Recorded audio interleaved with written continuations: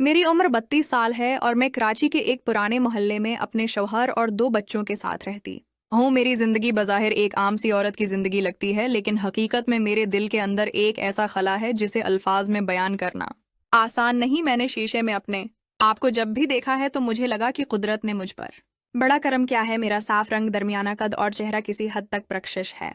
गली के मर्दों की नजरें अक्सर मुझ पर रख जाती हैं, लेकिन मैं हमेशा अपनी निगाहें झुका लेती हूँ। मेरा शौहर आमिर जब हम शादी के इब्तदाई दिनों में थे तो कुछ मेहनत करता था, कभी मजदूरी, कभी दुकान पर छोटा मोटा काम, लेकिन वक्त के साथ साथ वो बिगड़ता चला गया।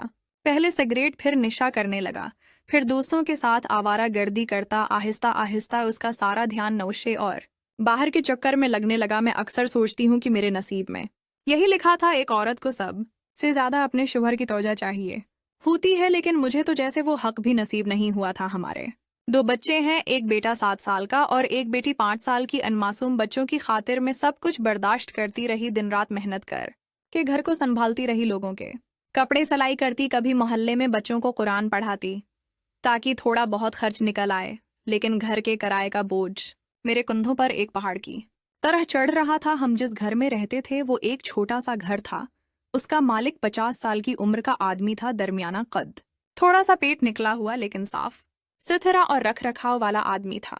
उसकी बीवी का इंतकाल हो चुका था और बच्चे शादीशुदा थे। वो ऊपर वाली मंजिल में रहता था और नीचे वाले हिस्से में हम लोग किराए पर रह रहे थे। शुरू के दिनों में हम वक्त पर किराए देते रहे, लेकिन जैसे जैसे मेरे शौहर की हालत खराब होने लगी, पैसों का इंतजाम मुश्किल से मुश्किल होता चला गया। कई महीने हमने आधा किराया दिया था। मालिक मकान शुरू से सख्त गुस्सा करता था, मुझे धमकी देता, कहता कि बीवी किराया वक्त पर दिया करो वरना आपको घर छोड़ना पड़ेगा। मैं हाथ छोड़ कर कहती, भाई बच्चों का ख्याल करें, बस 1 महीना और दे दें, मैं इंतजाम कर लूंगी। लेकिन फिर एक दिन सूरत हाल बिल्कुल बदल गई। एक दिन मैंने मालिक मकान को बुलाकर कहा कि अभी मेरे पास किराए के पैसे नहीं, कुछ दिन की मोहलत दे। वो मेरे सहन में आया। मैंने बच्चों को कमरे में भेज दिया। वो कुर्सी पर बैठा और मुझे गौर से देखने लगा। इसकी नजरें ऐसी लग रही थीं जैसे वो मेरे वजूद को पढ़ रहा था। मैं घबरा गई। वो आहिस्ता से कहने लगा, बीवी आप हर बार वादा करती हैं लेकिन पैसे पूरे नहीं आते। मैं भी इंसान हूँ, हर बार धोखा खाने के लिए तैयार नहीं हो सकता। मैंने नजरें झुकाकर कहा, मैं बहुत शर्मिंदा हूँ भाई, लेकिन मेरा शौहर कोई काम नहीं करता। आप जानते हैं हालात कैसे हैं, बच्चों की खातिर थोड़ा सा रहम कर दें। मालिक मकान ने हल्की मुस्कुराहट दी। वो कुर्सी से थोड़ा आगे झुककर कहने लगा, देखिए मैं आपको घर से निकालना नहीं चाहता, लेकिन आप भी मेरी बात को समझें। किराया माफ करना कोई मामूली बात नहीं है। उसकी बात सुनकर मेरा दिल तेज तेज धड़कने लगा। उसकी आंखों में एक अजीब चमक आई थी। मालिक मकान ने धीरे से कहा, अगर आप चाहें तो हम एक दूसरे के दोस्त बन सकते हैं। आपकी मुश्किल आसान हो जाएगी और मुझे भी कुछ सहारा मिल जाएगा। मालिक मकान के ये अल्फाज मेरे कानों में बिजली की तरह गूंज रहे थे। मैंने फौरन इनकार कर दिया। मैंने कहा, नहीं भाई, आप कैसी बातें कर रहे हैं, मैं शादीशुदा औरत हूँ। मालिक मकान ने ठंडी सांस ली, फिर कहने लगा, शादीशुद बीवी शादी कहाँ है, शौहर आपको छोड़कर अपनी दुनिया में है। आप अकेली हैं और मैं भी अकेला हूँ। हम दोनों एक दूसरे के दुख बांट सकते हैं। मैं वादा करता हूँ आपको कभी तकलीफ नहीं दूंगा और किराए की फिक्र छोड़ दें। मैं मालिक मकान की बात सुनकर खामोश हो गई। अंदर से मेरा दिल कांप रहा था। एक तरफ इज्जत थी, दूसरी तरफ मजबूरी थी। बच्चे भूखे थे, शौहर बेगैरत था और मेरे पास किराया देने की हिम्मत नहीं थी। खैर, अगले दिन मालिक मकान ने दोबारा बात छीड़ी। मैंने फिर बात को टालने की कोशिश की, लेकिन दिल के अंदर कहीं ना कहीं एक कमजोरी जाग रही थी। इंसान जब मुसलसल नजरअंदाज हो रहा हो, तन्हा हो, तो कोई भी नरम बात उसे अंदर से हिला देती है। कुछ दिनों के बाद मेरी हिम्मत जवाब दे गई। मैंने सोचा कि अगर मैं इनकार करती रही तो मालिक मकान हाथ से चला जाएगा और बच्चे भी बेघर होंगे। मालिक मकान ने वादा किया था कि वो राज रखेगा और किराया मुआफ कर देगा। और यूं मेरी जिंदगी का एक नया बाब खुलने जा रहा था। उस दिन के बाद मेरे दिल में अजीब सा तूफान बरपा होने लगा। मैंने रात भर करोड़ बदल बदल कर गुजारी। एक तरफ मेरे ज़मीर की आवाज़ थी जो मुझे डांट रही थी कि ये सब गलत है, और दूसरी तरफ बच्चों का चेहरा आंखों के सामने था। मेरे शौहर को जैसे मेरे या घर की कोई फिक्र नहीं थी। अगली सुबह मालिक मकान सेहन में आया। मैं इस वक्त कपड़े धो रही थी। वो मेरे करीब आकर खड़ा हुआ। उसकी नजरें फिर वही बात कह रही थी जिस बात को वो अल्फाज में कह चुका था। मैंने दिल मजबूत किया और हल्की आवाज में कहा,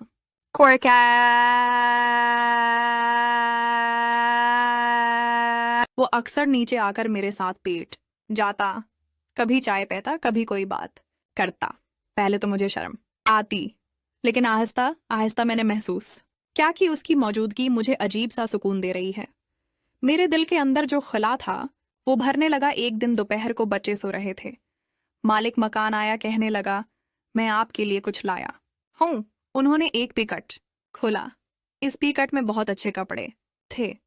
मैंने हैरान होकर पूछा, भाई ये सब क्या है? वो मुस्कुरा कर कहने लगे, आप पर ये कपड़े बहुत अच्छे लगेंगे। मैं चाहता हूं आप हमेशा खुश रहें। मैंने कपड़े लेने से इनकार कर दिया, लेकिन उन्होंने जद करके मेरे हाथ में पिकट मा दिया। मेरा दिल जोर जोर से धड़क रहा था। किसी गैर मर्द का इस तरह ख्याल रखना बहुत अजीब लग रहा था, लेकिन दिल को अच्छा भी लग रहा था। इसी शाम मैंने वो कपड़े पहने। जब मैं आईने के सामने खड़ी हुई तो खुद को पहचान नहीं सकी। जैसे बरसों के बाद अपनी असल सूरत देखी हो। मेरा हुस्न जैसे सोया हुआ था और किसी ने उसे जगह दिया था। अगले दिन वो दोबारा आए। मैं चुपचाप बैठी रही। उन्होंने करीब आकर कहा, बीबी आपको पता है आपकी आंखों में बहुत कशिश है। जब आप मुझे देखती हैं तो मुझे लगता है जैसे वक्त रख चुका है। मैंने शर्मा कर अपनी नजरें झुका लें। दिल में एक अजीब सी लहर दौड़ गई। बरसों बाद किसी ने मेरी तारीफ की थी।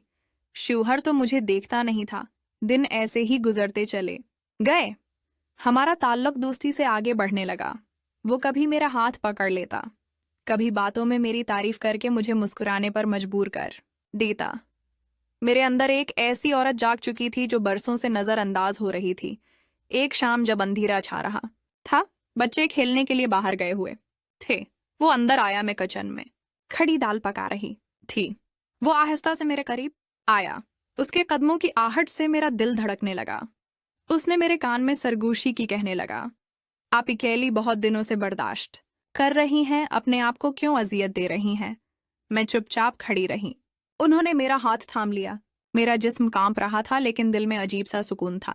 इसी लम्हे मुझे लगा कि शायद मैं दिल से हार बैठी हूं, लेकिन हकीकत ये थी कि मैं जीत चुकी थी। जीत इस खालीपन पर जो मुझे अंदर से खा रहा था। मालिक मकान ने मेरा सिर अपने कंधे पर रख दिया। मैं खामोश रही, बस दिल की धड़कन सुनने लगी।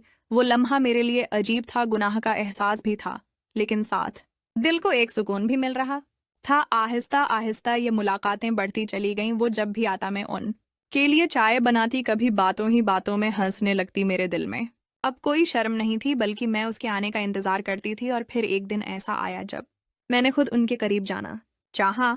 इस दिन मेरा दिल अजीब तरह से बेकरार था। मुझे लगा कि जैसे सब कुछ बदल चुका है। कुछ देर के बाद मालिक मकान नीचे आया।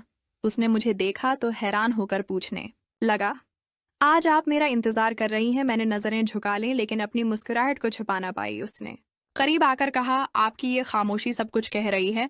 मैंने उसकी बात का कोई जवाब न दिया। मैं चुपचाप किचन की तरफ जाने लगी। वो मेरे पीछे आया। मैंने चाय के बर्तन निकाले तो उसने हाथ थाम लिया। मेरा दिल कांप उठा, लेकिन मैंने हाथ खींचा नहीं था। वो लम्हा जैसे हम दोनों के लिए फैसला कन था। उसने धीरे से कहा, अपने आप को मत रोकें, आपका दिल भी यही चाहता है और मेरा दिल भी। मैंने उसकी बात सुनकर अपनी आंखें बंद कर लें, जैसे बरसों की प्यास एक लम्हे में जाग गई थी। शोहर की बेरखी ने मुझे अंदर से खाली कर दिया था। मालिक मकान की करप्त उस खला को भर रही थी। इस दिन मैंने पहली बार अपने दिल की दीवारों को गिरा दिया। मैंने खुद को उनके हवाले कर दिया था। अल्फाज की जरूरत नहीं थी, बस आंखों की खामोश जबान काफी थी।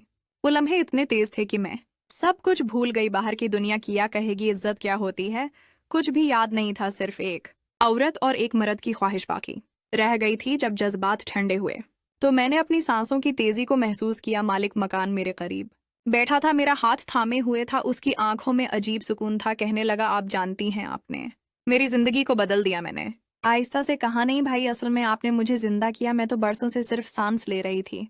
हम दोनों काफी देर चुप बैठे रहे। उस दिन के बाद हमारी ऐसी मुलाकातों का सिलसिला और भी बढ़ चुका था। अब ये सिर्फ किराया माफ करवाने की बात नहीं थी, ये एक रिश्ता बन चुका था। एक ऐसा ताल्लुक जो चाहता और खफिया लज्जत से जड़ा हुआ था। वो जब आता, मेरा दिल जैसे बाहर की तरह खुल उठता। मैं उसके लिए खास खाने पकाती, कभी नए कपड़े पहनती, कभी हल्का सा श्रृंगार कर लेती। एक दिन वो कहने लगा, मैं चाहता हूँ आप हमेशा मेरे साथ रहें। मैंने धीरे से जवाब दिया, भाई मेरी जिंदगी बच्चों की है, मैं उनके बगैर कुछ भी नहीं सोच सकती। लेकिन आपने मुझे जो सुकून दिया वो शायद मुझे कभी कहीं और से नहीं मिल सकता। मेरी बात सुनकर वो मुस्कुराने लगा। कहने लगा, मैं समझता हूँ और यही काफी है कि आप मेरे साथ हैं, चाहे राज की सूरत में। सही उनकी बातों ने मेरे दिल को मजबूत कर दिया था। अब मुझे अपनी तन्हाई का खौफ नहीं था। मैं जानती थी अगर शौहर मुझे नजरअंदाज करता है तो मालिक मकान मेरे वजूद को मानते हैं, मेरे जज्बात को समझते हैं। और यूं ये कहानी एक नई समत में बढ़ रही थी जहां मोहब्बत की छुपी लहरें मुझे जिंदा रखे हुए थी। मैंने अपने नाम को समीरा रखा है ताकि ये कहानी मजीद जाती और प्रकशिश लगे। समीरा की जिंदगी अब रंगीन हो रही थी। मालिक मकान जिस का नाम फरहान था, वो अब मेरे लिए एक ऐसा सहारा बन चुका था जो मुझे ताकत देता था। फरहान की आंखों में मुझे अपनी कदर नजर आती थी जो आमर की आंखों से गायब थी। बच्चे जीन और सुना अब खुश रहते थे क्योंकि घर में तनाव कम